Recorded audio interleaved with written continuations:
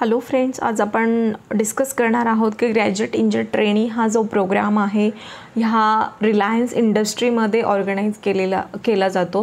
तर ह्यासाठी कोण एलिजिबल आहे आणि कोण अप्लाय करू शकतं तर याची डिटेलमध्ये इन्फॉर्मेशन आपण ह्या व्हिडिओमध्ये पाहणार आहोत. त्यासाठी हा व्हिडिओ शेवटपर्यंत पाहत राहा आणि आवडल्यास नक्की लाईक करा आणि शेअर करायला विसरू नका.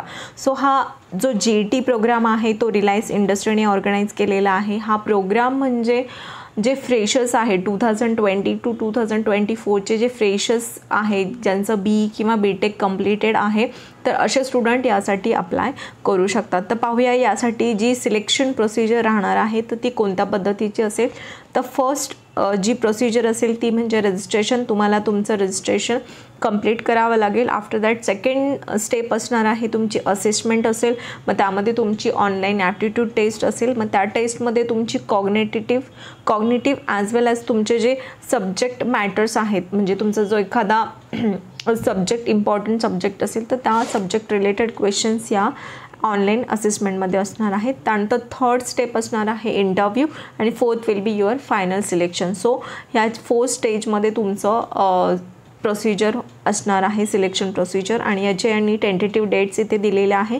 रजिस्ट्रेशन तुम्ही 19 जानेवारी 2024 पर्यंत करू शकता आणि ऑनलाईन जी टेस्ट आहे ती 5 फेब्रुवारी टू 8 फेब्रुवारी असणार आहे. इंटरव्ह्यूचं शेड्यूल 23 फेब टू 1 मार्चपर्यंत असेल आणि फायनल सिलेक्शन तुमचं एंड ऑफ द मार्च 2024 पर्यंत तुमचं केलं जाईल. तर अशा पद्धतीने त्यांनी डेट्स विथ जी प्रोसिजर आहे ती इथे मेन्शन केलेली आहे.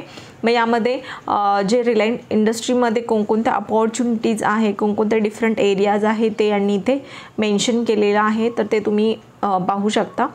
नेक्स्ट जो पॉईंट आहे त्यांच्या इथे कोर व्हॅल्यूज दिलेल्या आहेत रिलायन्स इंडस्ट्रीच्या. मग त्यामध्ये कस्टमर व्हॅल्यू असेल, ओनरशिप माइंडसेट असेल, respect, integrity, one team and experience. So these are the core values of that RIL.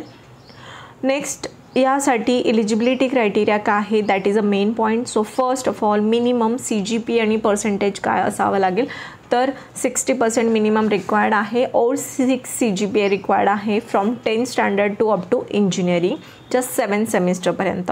त्यानंतर तुमचं BE किंवा BTech कंप्लीटेड पाहिजे ते पण AICTE अप्रूव्ह कॉलेजमधून.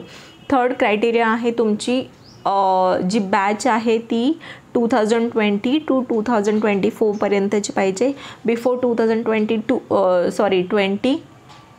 2020चे जर स्टुडंट असेल तर ते यासाठी अप्लाय करू शकत नाही. आणि लास्ट क्रायटेरिया आहे तो म्हणजे no active backlog with no cases of detention. So this is important eligibility criteria of RIL as a GT.